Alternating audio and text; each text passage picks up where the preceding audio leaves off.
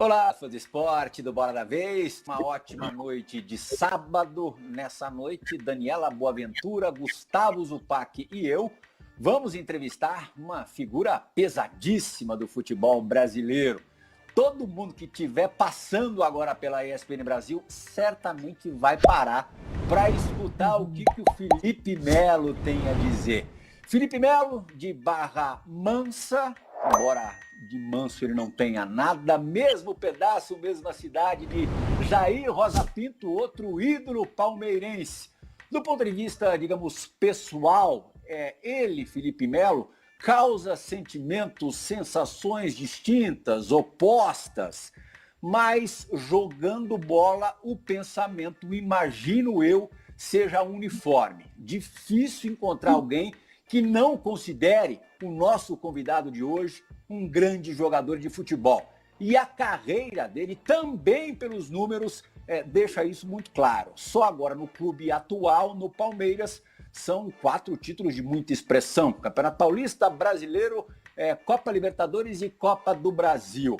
Bom, Felipe, obrigado por ter aceitado o nosso convite. Já estava atrás de você há algum tempo. Você passou aquele período ali se recuperando para jogar pelo menos as partidas decisivas da Copa do Brasil. Conseguiu também na Copa Libertadores, mas mais inteirão na Copa do Brasil. Agradeço por você ter aceitado o convite agora e já quero saber de cara. Eu não sei o que você vai fazer quando você parar. Você é aquele jogador de futebol, é artigo raro, aficionado pelo jogo, acompanha todos os jogos do mundo todo. Você pode ser treinador, pode ser comentarista esportivo, você tem estofo, tamanho, conhecimento para isso. Trabalhando aqui no nosso meio, se você pudesse escolher uma pessoa do esporte para entrevistar, algum convidado pesado também, quem seria essa pessoa? Boa noite, sempre um prazer estar falando com vocês.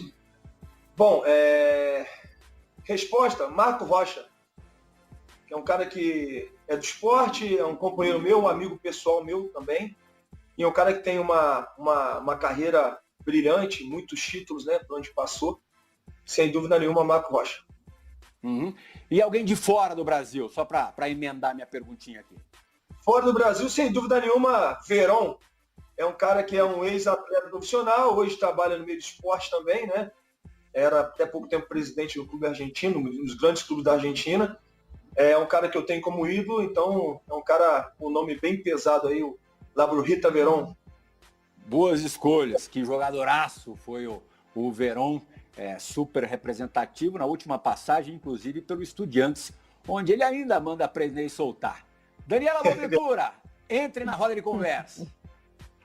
Vamos nessa, Felipe, obrigada. É muito legal conversar com você, porque eu acho que assim, você desperta sentimentos, é o que o Plihal fala, né? A pessoa pode gostar, pode achar excessivo, pode achar você exagerado algumas vezes, mas você não passa despercebido, você não passa batido em nenhum lugar onde você passa, porque você é um cara de personalidade muito forte. E essa tua personalidade, ela foi trilhando um caminho longo, longevo no futebol, e agora a gente está te vendo aí com essa camisa do Palmeiras, numa semana que está se falando muito sobre o teu contrato, a tua idade, e a gente vai, obviamente, destrinchar isso aqui. Mas eu queria começar perguntando como você se sente aos 37 anos, porque eu te olho e eu penso, por exemplo, no Zé Roberto, que jogou bola até os 42. Você se vê assim, ou você acha que a virada está perto?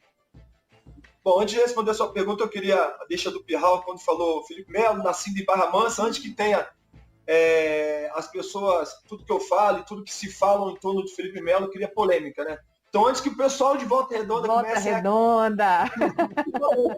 Eu nasci em Barra Mansa, né? Mas até os 9 anos de idade eu fui criado em Volta Redonda, uma cidade que eu tenho muito carinho, os meus pais moram em Volta Redonda, né? Tenho poucos amigos, mas amigos de verdade em Volta Redonda. Já com 9 anos eu fui jogar no Flamengo, voltei algumas vezes, meus pais sempre moraram em Volta Redonda, né? Mas eu tive uma criação, eu comecei a entender quem era o Felipe Melo, foi no Rio de Janeiro, em alguns lugares que morei, Madureira, São Gonçalo, enfim, vários lugares que eu rodei no Rio de Janeiro. Então é bom eu passar e sempre lugar, poxa, ali não falou que nasceu em Volta Redonda, agora não gosta da cidade, não. Tem muito carinho em Volta Redonda, o povo de Volta Redonda, sobretudo é o lugar que os meus pais moram, a CSN, que abriu as portas do trabalho para meu pai. Então, mas eu nasci em Barra Mansa, poucas pessoas sabiam disso.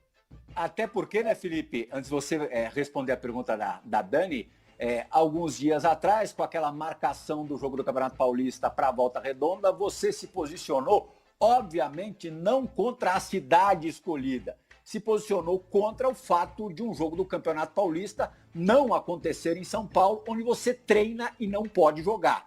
Só para esclarecer. Exatamente, é isso aí, sem problema nenhum, pelo contrário, muito carinho pela cidade de Volta Redonda, pelo povo ali, né? Como eu falei, tenho poucos amigos em Volta Redonda, mas são amigos aí que eu levo para toda a minha vida. Bom, a Copa Libertadores, ela foi importante demais para nós, né? Esse título, a maneira com que aconteceu, eu poder voltar ainda entrar na final, né? Mas eu vejo assim, o Campeonato Paulista foi o mais importante, porque sem o Campeonato Paulista não teria acontecido os outros. Então é uma escadinha, claro que a Copa do Brasil, tudo. Eu vejo o Zé Roberto um exemplo, não só dentro de campo, né, pelo que ele representou, jogou até os 43 anos, mas fora de campo, do que ele tem mostrado hoje fora de campo, né, um cara que se cuida bastante. Eu não me vejo jogando até os 43 anos. Confesso que o meu foco jogar de repente mais 2 ou 3 anos, né? Depois continuar sem dúvida nenhuma no meio do futebol, mas eu não me vejo até os 43 anos, não pela minha parte física, mas e sim pela minha parte, de repente, psicológica, né? Os anos vão passando e a gente vai cansando um pouco, né? E eu gosto muito da ideia de poder estar com os meus filhos, de poder estar com a minha esposa, de poder fazer algumas viagens, né? Até porque eu sou um cara imperativo, não vou conseguir ficar parado. Né, já sei o que eu vou fazer pós-futebol, mas o meu foco é jogar até os 39, 40 anos de idade. O que você vai fazer? Eu tenho algumas empresas, já tenho alguns negócios, né, mas eu quero... eu tenho um foco, tudo são focos. Né? Meu foco é jogar mais 2 ou 3 anos de futebol, eu tenho mais 1 ano de contrato no Palmeiras, vamos ver o que vai acontecer. Se Deus quiser, vai ter uma renovação e de repente poder encerrar minha carreira no clube que eu amo. Eu quando cheguei eu falava que eu não sou Palmeiras, né? Não era palmeirense, mas poxa, eu sou profissional e eu vou honrar a camisa do Palmeiras. Hoje é muito fácil para mim falar do Palmeiras porque é um clube que eu amo, né? E eu passei a ser palmeirense. Isso não quer dizer que eu não tenho carinho pelos outros clubes que eu joguei, até pelo clube que eu fui revelado. Então, tenho muito carinho, jamais vou cuspir no prato que eu comi, né? Mas tudo que aconteceu aqui no Palmeiras, sem dúvida nenhuma, eu me tornei palmeirense. E é muito fácil para o Felipe falar que quer encerrar a carreira aqui.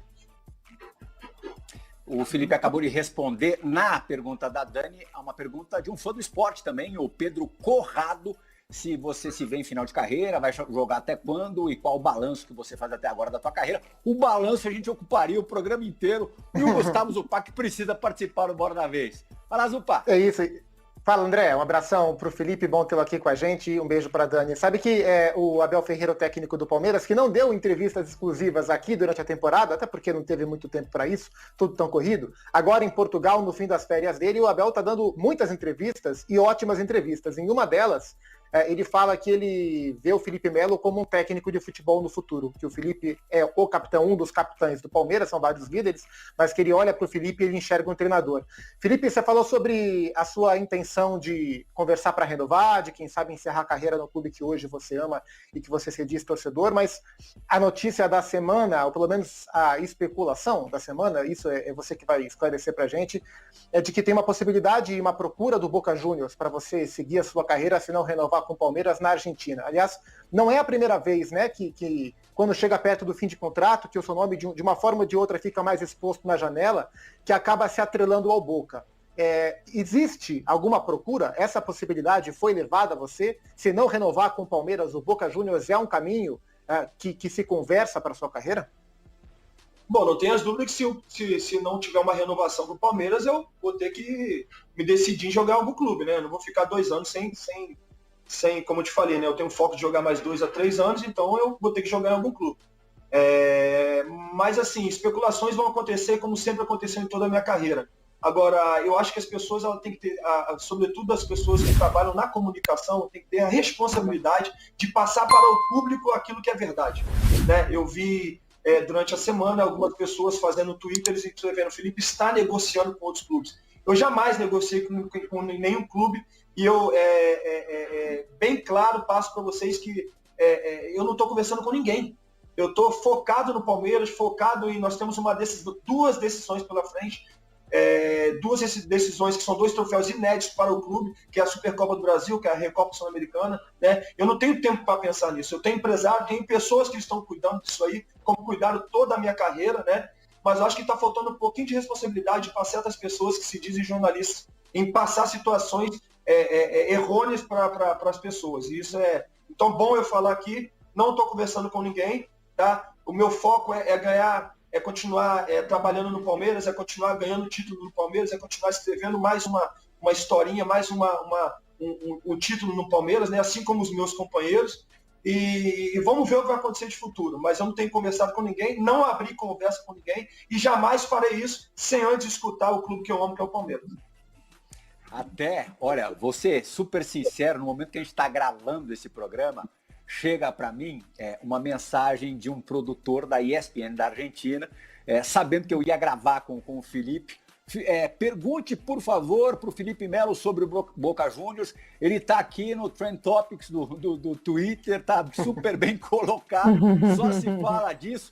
E aí, eu vou oferecer para você, Felipe, uma mensagem de um cara. O Felipe já deixou muito claro, como muitos outros jogadores brasileiros importantes, o Daniel Alves também recentemente, não do desejo, mas que seria o maior barato jogar na Bombonera, jogar num clube popular, ou mais popular da Argentina, como é o Boca Juniors. E eu já vi o Felipe dizendo que ele gosta muito do Riquelme, do Palermo. O Palermo não tinha lá uma técnica das mais refinadas, mas empurrava a bola para dentro ali, ganhou muito no Boca Juniors, também uma figura bacana. E do Schiavi, zagueirão Schiavi, que hoje, Felipe, é comentarista da ESPN lá na Argentina.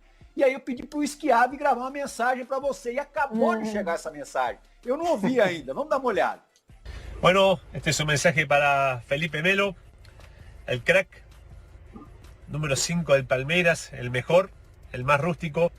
Te mando un gran abrazo, ¿sí? Lo mejor, y a seguir estirando esa carrera hermosa que estás haciendo. Chao, crack, cuídate. Ai, a admiração é recíproca, Felipe. Esse cara aí, eu já falei direto nas entrevistas, né, que eu tenho como ídolo, uma referência, né? O cara que ganhou muito ali. Ele veio jogar no Grêmio também, inclusive perdeu pro Boca a final da Libertadores, mas é um cara que por onde passou fez história, né? E justamente por isso trabalha numa emissora tão importante como a ESPN ali na Argentina. Então receber uma mensagem de um cara que a gente tem como referência é sempre muito importante. Aproveito o momento para falar que, para mim, com 37 anos, ser especulado em grandes clubes é sempre muito importante. Isso não quer dizer que eu esteja conversando com alguém ou que eu vá sair do Palmeiras, né? Como eu falei, volto a dizer, eu acho que as notícias elas têm que ser de forma bem correta, com muita responsabilidade, né? Porque dependendo do nome, isso envolve milhares e milhares de fãs, milhares de pessoas que às vezes, né, já confia numa palavra maldada, numa notícia maldada, e aquele amor passa a virar ódio em um piscar de olhos, né? Então, para todos, até o amor que eu tenho pelo Palmeiras, eu jamais vou iniciar qualquer tipo de conversa sem antes ter um não do clube. E não é o que tem acontecido, meu foco é continuar aqui e encerrar minha carreira aqui. Uhum. Felipe, vamos falar dos técnicos da tua carreira, da tua vida, a partir do seu treinador atual, o Abel Ferreira, você tendo um treinador europeu num clube brasileiro. Você, lógico, já foi dirigido por muitos europeus. Me lembro que quando você foi no Resenha, logo depois da conquista do título brasileiro, você elogiou pra caramba o Unai Emery como um dos principais, tal. Eu queria que você comparasse pontos em comum, pontos distintos do trabalho do Abel com os treinadores mais influentes na tua carreira no futebol europeu. Eu não gosto muito de comparar ou de citar, de repente, o que um faz ou outro deixa de fazer.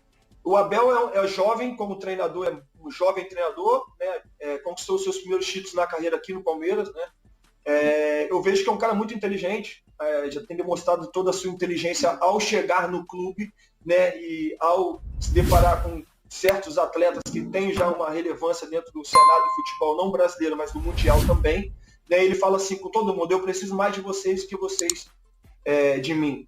Isso ele ganha o jogador ali, ele ganha o atleta, né? É um cara que cobra muito, não só ele, toda a sua comissão técnica, né?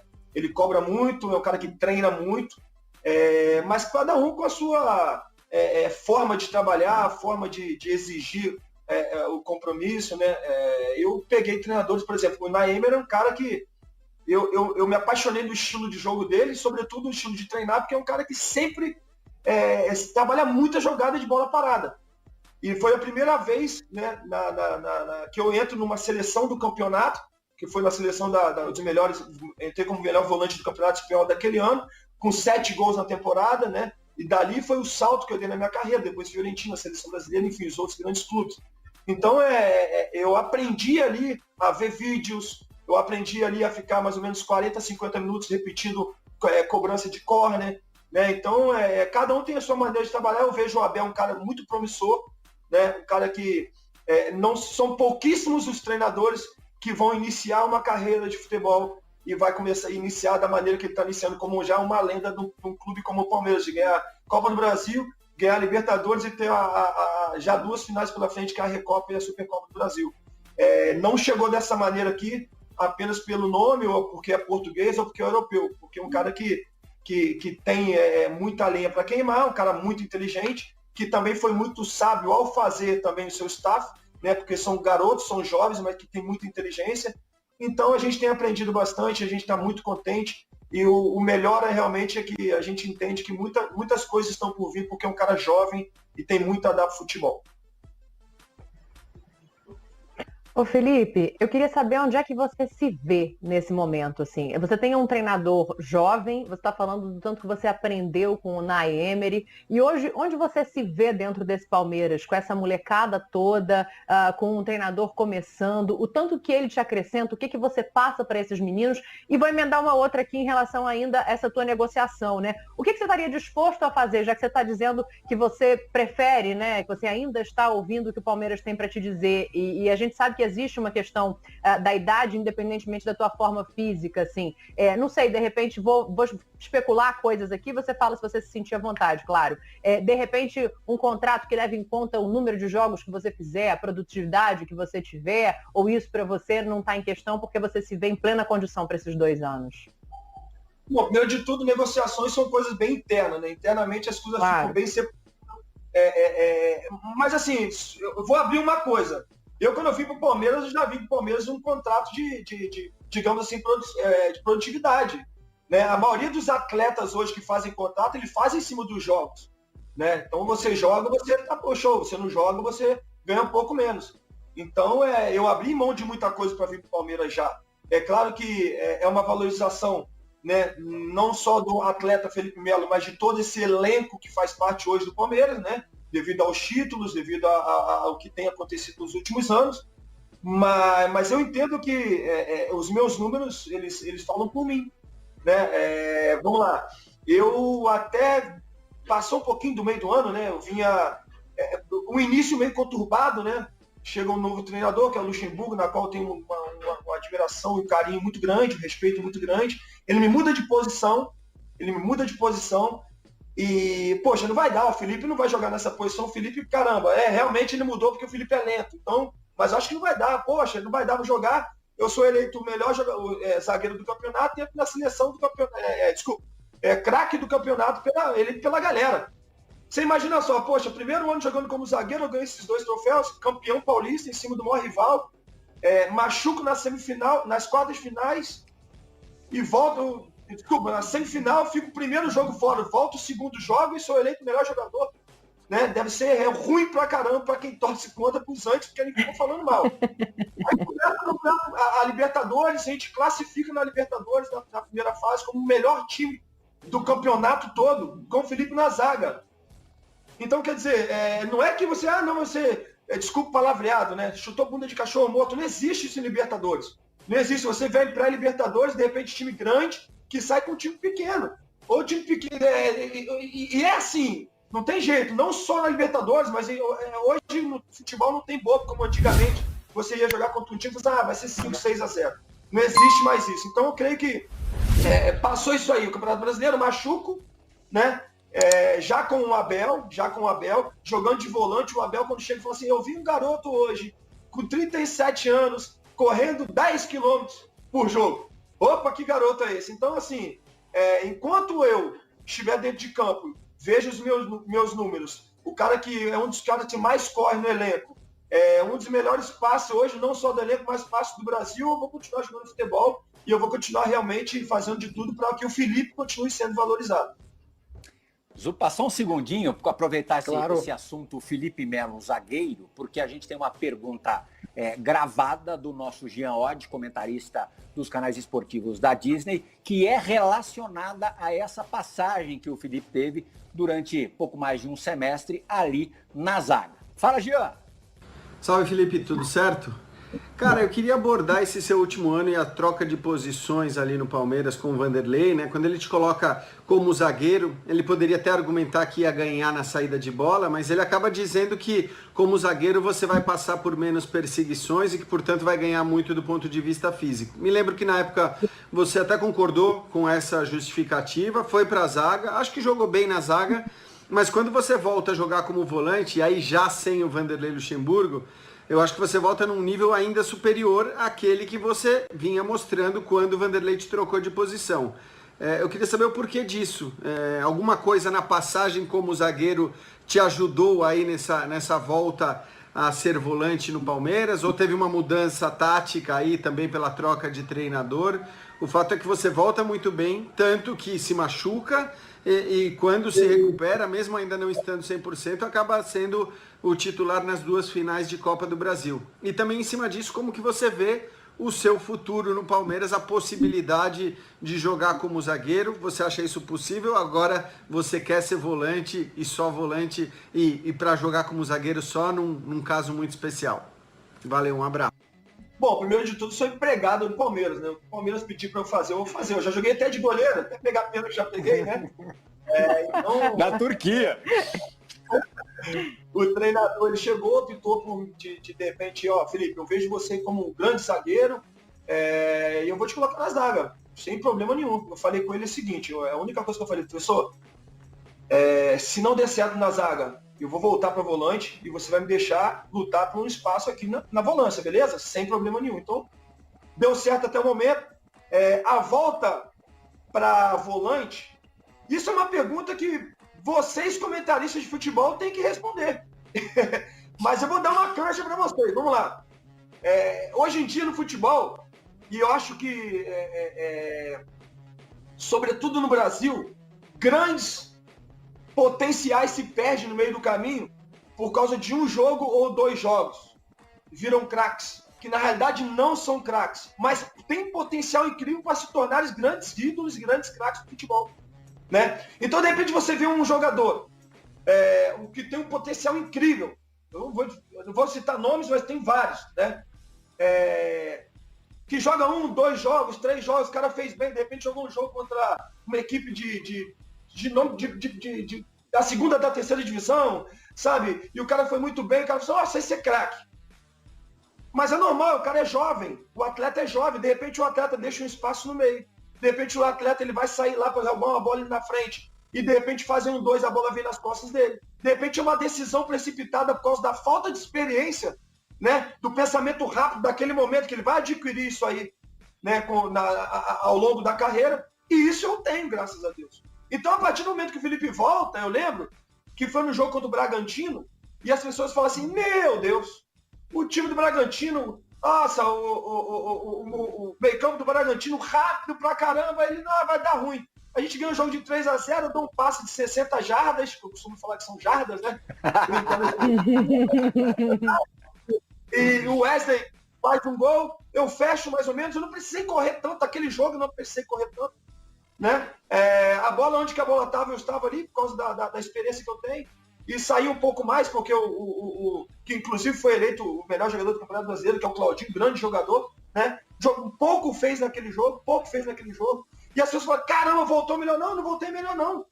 Eu estava da mesma maneira antes, os números falavam da mesma maneira antes. Mas de repente, por você colocar alguém que não tem tanta experiência e que é normal, esse atleta jovem, como eu passei por esse processo, está no processo de se adaptar ao futebol profissional, está no processo de entender taticamente como se faz no futebol profissional, que é diferente da base, né? Então, não que eu tenha voltado melhor, eu voltei a fazer aquilo que eu estava acostumado a fazer, mas que as pessoas já não estavam acostumadas a ver dentro de campo. Depois a gente joga contra o Atlético Mineiro, né? Eu lembro claramente que foi o dia que o Abel estava no estádio, o primeiro jogo que ele viu, o Atlético Mineiro do grande São Paulo, né? São Paulo que é um grandíssimo treinador, mas que infelizmente não ganhou nada, né? O São Paulo que fez o encanto, aquele encanto todo aqui no Brasil, é um encanto aqui, encanto ali, mas que não ganhou nada. Né? Um time que joga para frente, todo mundo joga para frente, foi muito simples aquele jogo. Aquele jogo foi simples demais. O treinador pede assim, Felipe, o Cebola, que começou o cebolismo, dá uma encostada aqui, que eles têm uma linha de 5 lá na frente, você encosta, a gente faz uma linha de 5 aqui atrás também. A gente precisou fazer muita coisa, se não me engano foi 3-0 o jogo, um baita time do Atlético Mineiro, né? Então, aproveita a deixa para falar o seguinte para vocês, nós temos grandes treinadores que aumentaram o sarrafo aqui no Brasil, que são estrangeiros, Jorge Jesus, que é uma lenda no Flamengo, o próprio Abel, dentre outros grandes treinadores que vieram de fora que aumentaram o sarrafo aqui no Brasil. Isso é bom para os treinadores brasileiros. Mas a gente não pode esquecer do nosso produto nacional. Muita gente vem de fora aqui e ganha e tem que bater palma e tirar o chapéu. Mas muita gente vem de fora para cá tentando impor uma situação que aqui não tem, que não existe, e as pessoas batem palma. Como esse treinador, por exemplo, que eu tenho muito respeito por ele, né, pelo que ele faz, mas ele na Argentina não conseguiu ganhar nada. O cara que pega a Argentina, o Messi, não sei quem, não consegue ganhar nada, alguma coisa tem.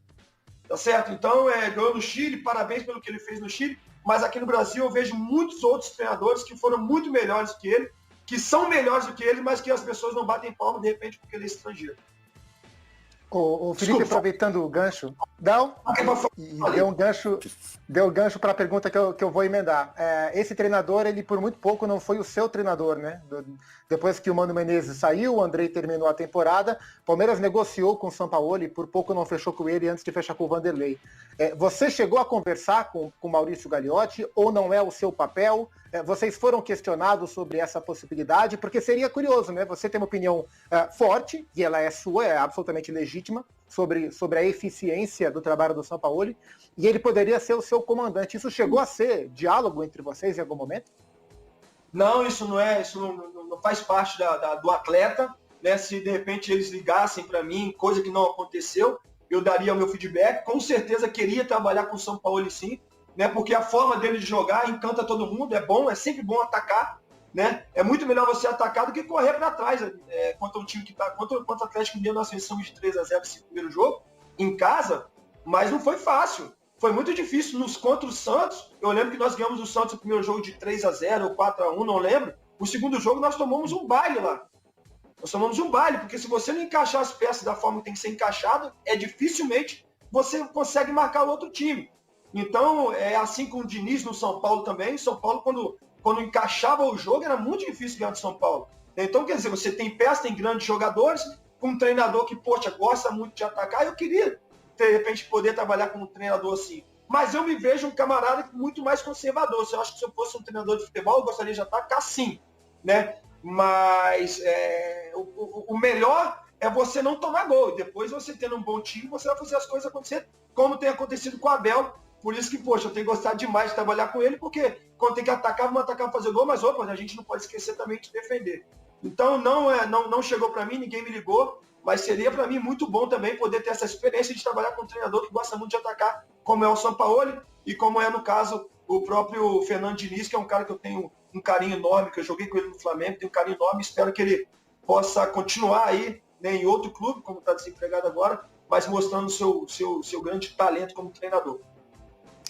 Felipe, 2 semanas atrás, nesse mesmo programa, o Abel Ferreira deu uma entrevista muito legal e ele respondeu uma pergunta de um ex-atleta, agora comentarista também dos canais esportivos da Disney, o Diego Lugano. O Lugano destacou algo que a imprensa não tenha comentado, falado, mas talvez não com a ênfase que o assunto mereça, que também está muito na percepção do atleta, só tendo vivido para sacar de uma forma melhor, que é a questão emocional no Campeonato Mundial de Clubes. E não por ser um Campeonato Mundial de Clubes, porque a Copa Libertadores também é gigante, mas pela proximidade da final da Copa Libertadores para o primeiro jogo do Mundial, já a semifinal do Mundial de Clubes. E o Lugano destacava que é impossível, simplesmente impossível, você, entre aspas, se recuperar emocionalmente de todo o desgaste envolvido numa decisão de Copa Libertadores. É claro que tem a questão física também, viagem e tal, mas isso é menor do que o lado emocional, ainda mais do sul-americano, que desde moleque sonha ganhar uma Copa Libertadores, coloca ali, vislumbra aquilo como algo inatingível, chega lá, conquista, é óbvio, não é nem relaxada, você gasta ali o teu combustível, a tua gasolina. Queria que você falasse um pouco disso, a culpa disso no desempenho ruim do Palmeiras no Campeonato Mundial. Não, sinceramente, eu não vejo a culpa no psicológico, eu vejo a culpa na parte física, realmente, né? O psicológico ele influencia muito, mas a partir do momento que você sai de um título tão expressivo como é o título da Libertadores, e o título tão almejado como foi, né, por todos os palmeirenses, é a obsessão do Palmeiras, né, a Libertadores. Você vai com um sentimento de caramba, nós fizemos aquilo que se esperava na temporada já foi feito, né? Mas devido à pandemia, foi brutal a forma que foi exigido do nosso aspecto físico, né? E quando eu falo do físico, eu coloco para você também. A gente sai daqui de São Paulo, a gente vai para Doha, e são 5 ou 6 horas, não lembro de diferença, né? E o pessoal começou, a primeira noite de sono foi show de bola. A segunda noite o pessoal começava a dormir 10 horas, já estava batendo aquele sono, a gente brigando, colocava 1 hora da manhã, meia-noite, no máximo, meia-noite estava dormindo, 11, meia-noite. Eu, 4 horas da manhã, eu estava de pé. E 4 horas da manhã eu estava de pé, soltando fogos, que eu consegui dormir bem pra caramba. Eu lembro que 7 horas da manhã, quando abri o café da manhã, estava todo mundo lá no café da manhã. Então, quer dizer, a gente estava tocando a noite pelo dia. E isso é muito complicado. Enquanto a gente pega o time mexicano que teve, ao invés de 80 jogos na temporada, 40 jogos na temporada. Chegaram, já tinha uma semana. Você pega o Bahia que estava do lado, praticamente. Né? O outro próprio time que nós perdemos nos pênaltis, o time do Egito, o pessoal estava ali perto. Inclusive tinha torcedores pra caramba deles lá dentro do estádio. Então, não foi fácil nesse aspecto, foi muito difícil, né? Eu lembro que o segundo jogo eu joguei, assim, quando eu vi os meninos que estavam já cansados, eu falei, caramba, os meninos estão cansados, imagina como é que nós aqui que temos um pouco mais de experiência, mais vivência no futebol estamos. Então, essa foi bem complicado, não tivemos muito tempo, né? E não tem nem condições de nós colocarmos culpa em ninguém, porque a pandemia realmente fez com que isso acontecesse, né? E nós fizemos o nosso melhor. Graças a Deus nós voltamos, né? E demonstramos realmente mais uma vez o nosso valor ao vencermos a grande equipe do Grêmio, a Copa do Brasil.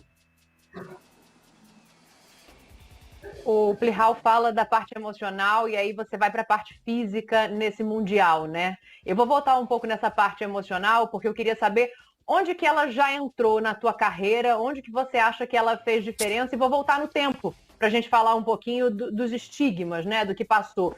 2010, que é uma coisa que ficou muito marcada, a expulsão naquela Copa do Mundo, que você foi o jogador que mais acertou passe, era 97% de aproveitamento. Tecnicamente é um negócio brilhante. E depois daquilo, você volta para o teu clube, tem os desentendimentos, sai emprestado. Eu queria saber se aí entra o emocional, se você acha que em algum momento ele pesa mais do que a parte técnica, e como é que você fez para lidar com isso? Não tenho as dúvidas que o emocional ele anda junto com grandes atletas, né?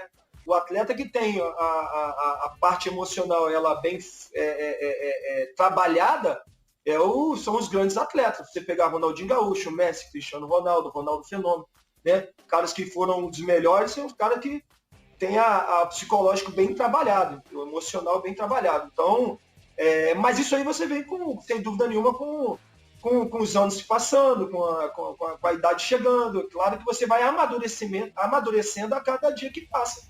Né? Por exemplo, você citou o Mundial de 2010.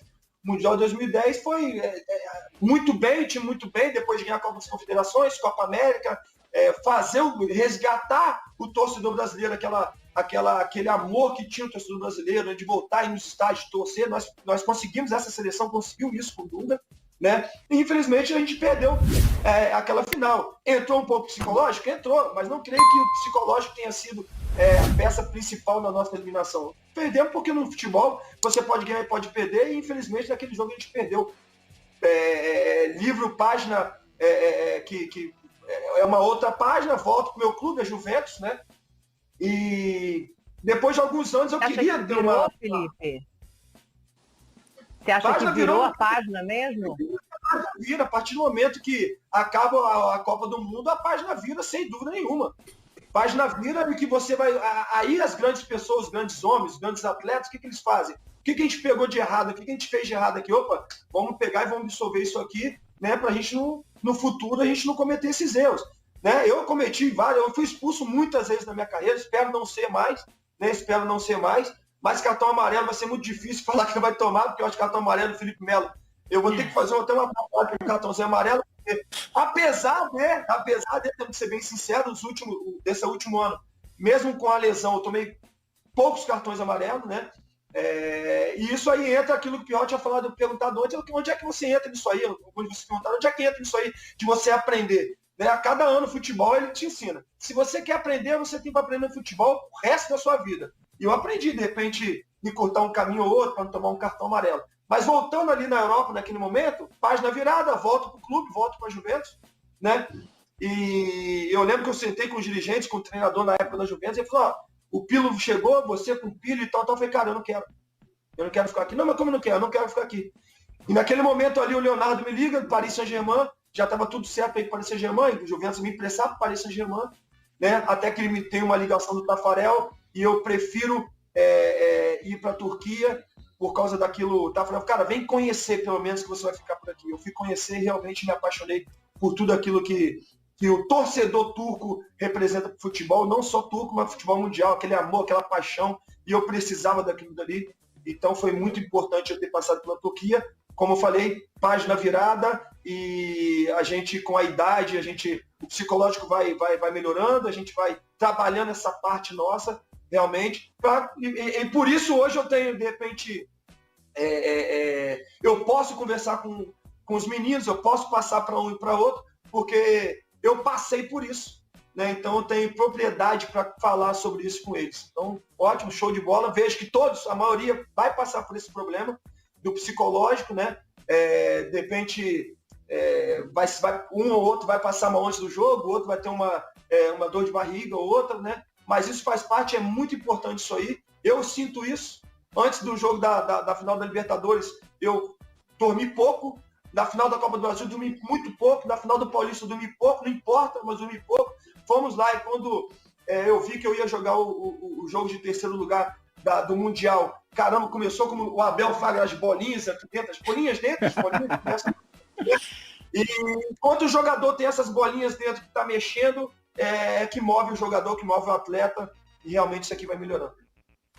Felipe falou sobre os cartões amarelos, eu vou dar aqui os dados completos. Essa última temporada não foi a que o Felipe recebeu menos cartões no Palmeiras, mas foi aquele teve a melhor média, o menor número de cartões por minutos jogados. Um cartão amarelo a cada 3 jogos. Essa foi a melhor média do Felipe no Palmeiras, foram só 13 cartões amarelos, nenhum vermelho. Só para ter uma ideia, em 2018, era um cartão amarelo a cada 1,9 partidas disputadas. Foram 27 cartões amarelos e 2 vermelhos. Então, 2 temporadas depois, 2 anos mais velho, teoricamente mais difícil para marcar como volante, ele teve os números. Felipe, queria falar contigo sobre pandemia. Vocês têm medo de pegar? Vocês têm medo de morrer ou de passar para os familiares? Qual que é a conversa de vocês no vestiário? Vocês, jogadores, têm uma situação de proteção muito maior, muito melhor do que o cidadão comum, por tudo que os clubes podem oferecer em termos de infraestrutura. Qual é o papo entre vocês no vestiário? Isso é algo que aflige vocês? Vocês se veem em risco? Olha, eu vou falar por mim, tá? Eu não tenho medo de pegar o vírus, assim como eu não tenho medo de morrer. Né? Todo mundo tem sua hora, tem seu momento, na hora que chegar, né? Mas eu tenho medo de que os meus filhos estejam expostos ao vírus, de que a minha esposa, os meus pais, a minha avó, né? Eu tenho medo de perder qualquer um deles. Então, eu entendo que o jogador de futebol, ele tá, digamos, mais guardado do que os outros, mas também está mais exposto do que os outros por causa das viagens, né? As viagens, né, elas expõem muito, a gente vai, tá num país, tá em outro país, aeroporto, né? Então, mas eu vejo com que o protocolo, os clubes têm seguido o protocolo à risca, né? Das autoridades, e isso é muito importante. Mas eu tenho medo de que, de repente, um filho meu ou alguém, de repente, contrai esse vírus. É por isso que a gente, aqui em casa, a gente faz as coisas de forma bem certa. Eu lembro que, ano passado, quando eu comemorei os meus 37 anos, saiu que eu tinha feito uma festa para várias pessoas, fake news, não fiz festa para milhares de pessoas, 40, 50 pessoas, como falaram no momento, né? Eu fiz festa dentro da minha casa para alguns amigos meus particulares, estava minha avó, estavam os meus pais, os meus filhos, tanto que ninguém estava com vírus, ninguém pegou o vírus, né? Como eu falo, volto a dizer para você, é a falta de responsabilidade de noticiar uma notícia para as pessoas, né? Mas sim, a gente segue a risco o protocolo dentro da minha casa. Por exemplo, a minha avó está na fazenda agora, os meus pais estão na fazenda, a minha esposa, junto com a Pietra, minha filha, e o Luke, eles estão na praia, que é mais ou menos uma ilha fechado para eles, né? Com total segurança. O Davi não quis ir, o Lineker joga futebol, está aqui em São Paulo, mas a gente tem seguido o protocolo à risca, e eu sigo, para ser bem sincero com você, para as outras pessoas, porque eu não tenho medo de contrair o vírus, mas para as outras pessoas que estão ao entorno do Felipe Melo. Como você, Felipe, jamais se nega a falar sobre nenhum assunto, e a tua posição, a tua opinião, óbvio, tem um peso bem relevante, eu queria que você me dissesse duas coisas. Como é que você vê a condução dos governantes brasileiros sobre a pandemia e o comportamento dos brasileiros, não aquele que se aglomera para sobreviver, mas aquele que se aglomera por prazer, para ir para alguma balada, alguma festa clandestina, governantes e população? Bom, governantes, eu acho que está tendo uma briga política muito grande, eu entendo muito pouco de política, poucas vezes vocês me viram falar de política, né? Vocês já me viram com foto junto com o presidente, de repente uma amizade que eu tenho, né, com o presidente, mas falar de política é muito difícil porque eu não entendo nada de política. O que me dói o coração são essa briga política, né? Infelizmente, é um governador de certo estado que é contra o presidente, que faz tudo contrário daquilo que o presidente fala, ou de repente outro cara que é a favor e faz tudo a favor, sendo que de repente tem que fazer alguma coisa que é contra. Então, essa briga política realmente tem matado muito mais a nossa população do que propriamente o vírus, né? É claro que a gente vive um momento de pandemia e isso me entristece o coração quando eu vejo governantes, pessoas ali que falam muito que nós temos que ficar dentro de casa, mas que na realidade estão saindo para viajar, saindo para fazer baderna, fazendo festas clandestinas. Isso é triste porque nós temos pessoas realmente que precisam trabalhar, nós temos pessoas que precisam realmente de trazer o pão de cada dia para dentro de casa, né? E a gente não pode esquecer, eu ajudo várias comunidades, graças a Deus, Deus muito me dá, e eu sou muito cobrado pelo aquilo que Deus me dá, então a gente procura ajudar as pessoas, né? E eu, quando eu ajudo muito de coração. E essas pessoas que a gente ajuda de comunidade, eu tenho visto muitas pessoas tirarem as suas próprias vidas, né? E isso é muito triste. De repente, uma pessoa que vê o filho que está passando fome fala, cara, eu não aguento mais. Aí o cara vai lá e se joga na ponte, né? Então, o vírus tem matado muita gente. Nós temos que tomar muito cuidado com o vírus, mas nós temos que tomar cuidado também com a fome, nós temos que tomar cuidado com a pobreza, nós temos que tomar cuidado com as pessoas que têm que sair para trabalhar, né? Então, é um momento de união. E não é isso que nós temos, não é isso que eu, Felipe Melo, tenho visto, né? Não importa se hoje tá lá o Bolsonaro, mas se não fosse o Bolsonaro e fosse o Haddad, né? Eu com certeza estaria torcendo para que ele pudesse fazer o melhor dele para que o Brasil pudesse ser uma potência mundial, né? E não como muitas pessoas têm feito. Já que não foi o meu candidato, vou torcer para ele fazer cagada, vou torcer para muitas pessoas morrerem, para assim ele sair fora de lá. Não, eu vejo que isso é muito errado. E eu vejo isso com muito pesar e com muita tristeza. Dani, deixa só antes da sua pergunta. Você conhece o André Hernan, né, Felipe? Conhece bem o André Hernan, né? Repórter da Sport TV, da Globo Sport TV. Você achou que fosse livrar dele aqui? Não é possível. Até aqui ele aparece. Gentilmente aparece. Pedi para ele uma pergunta.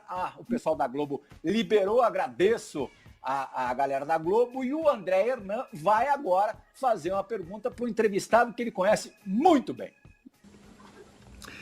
Fala, Plihal, tudo bem? Que prazer estar aqui participando do Bola da Vez. É um programa que eu sou telespectador, que eu sou fã, desde muito antes de virar jornalista eu já acompanhava o programa aí na ESPN Brasil, e para mim é uma honra poder estar participando hoje e mandando uma pergunta para o Felipe Melo. Aliás, o Felipe, da minha carreira como repórter, talvez tenha sido um personagem que eu mais consegui tirar boas respostas na saída de campo nos jogos do Palmeiras. E eu queria perguntar para o Felipe. Ultimamente o Felipe tem dado poucas assim declarações um pouco mais fortes, né? A gente está vendo um Felipe um pouco mais tranquilo. Felipe está se preparando um pouco mais assim antes de responder, está refletindo um pouco mais. Não vou nem dizer um Felipe paz e amor, mas é um Felipe assim mais tranquilo, pensa mais, reflete mais antes das declarações. Um abraço a todos. Hernan é um grande cara.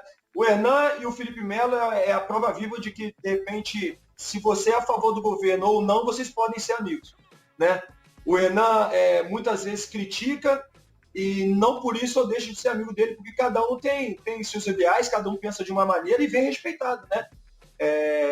Eu lembro quando eu dei várias entrevistas, de repente mandando força pro presidente, uma coisa ou outra, fui criticado, mas duramente criticado, mas não pode. Cara, e assim, eu não estou fazendo aqui campanha para um, campanha para outro, naquele momento, né? Não fiz, foi apenas um abraço que eu mandei. Mas, enfim, que a gente está aqui para falar de futebol, política à parte, eu espero realmente que o nosso Brasil ele cresça e que, em nome de Jesus, esse vírus vá embora, porque realmente tem levado muitas pessoas aí que a gente conhece, pessoas próximas. Bom, eu tenho pedido para Deus muita sabedoria. Existe no meu modo de pensar, uma diferença entre sabedoria e inteligência. Inteligência, o cara já nasce inteligente. Muitas pessoas nascem com essa inteligência e o cara vai estudando e vai adquirindo ainda mais a inteligência. Sabedoria, para mim, ela é divina, ela vem de Deus. E eu tenho pedido a cada oração minha que Deus me dê mais sabedoria para poder falar, para poder pensar e ter um pouquinho mais de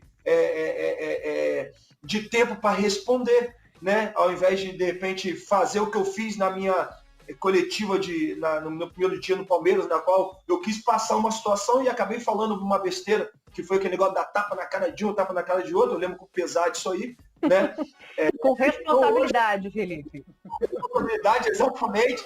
Mas hoje acabou que aconteceu toda aquela confusão toda, né? Então hoje eu tenho pedido sabedoria, Deus tem me dado sabedoria, e eu tenho pensado, tenho contado até 3 com o meu inconsciente, conversar até 3 no meu subconsciente para responder e muitas vezes deixar um pouco essa briga, deixar um pouco de lado essas situações aí que aconteceram no passado. E outra, eu lembro quando na minha primeira entrevista que eu falei que eu não precisava da imprensa, e eu comecei a entender e ver a imprensa de uma outra maneira. Sim, eu preciso muito da imprensa, porque se não tivesse a imprensa não teria jogo de futebol, não teria isso, não teria aquilo. Então eu preciso muito da imprensa, eu tenho aprendido bastante, Deus tem me dado sabedoria, graças a Deus.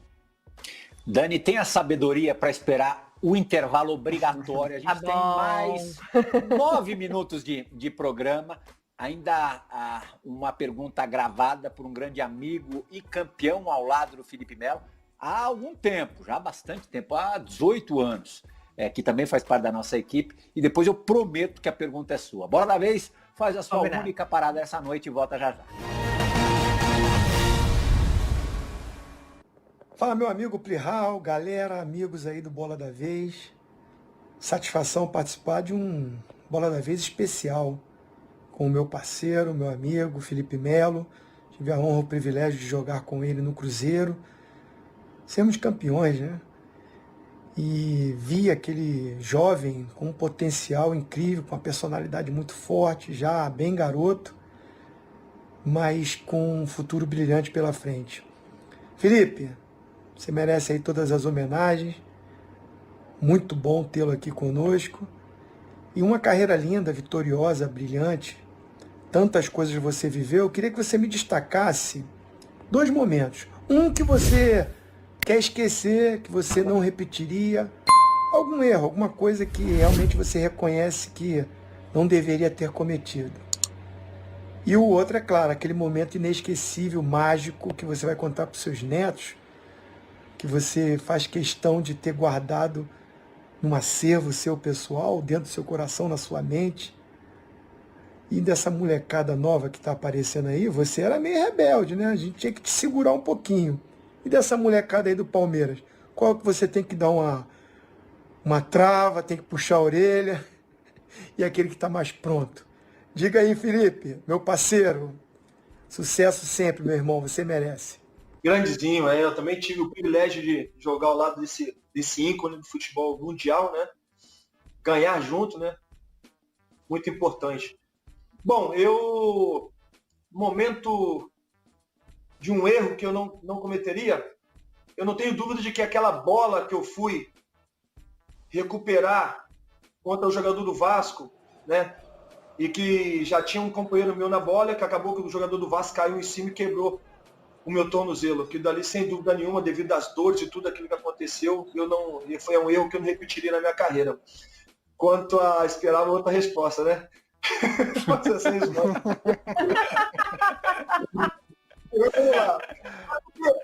Vamos lá. Erros, assim, eu vejo que erros também fazem parte do processo para você estar pronto num dia. Né? Ou de aprendizado, de melhora, de tudo, faz parte do processo. Então, eu cometi muitos erros que eu não cometeria, mas que foi muito importante tê-los cometido em seus momentos. Para quê? Para que, de repente, no futuro, eu pudesse estar mais pronto, como eu estou mais pronto hoje. Então, eu agradeço a Deus até pelos erros. Agora, um momento bom, não, assim, eu sempre tive um sonho de ser campeão com a seleção brasileira, né? Então, você levantar um título tão expressivo como é a Copa das Confederações, né? Porque foi extinta, a Copa das Confederações, da maneira que foi ali, né? Para mim foi um ápice da carreira. Mas aí, se você colocar clubes, eu tenho muitos outros. O Galatasaray foi campeão de coisa muito importante, né?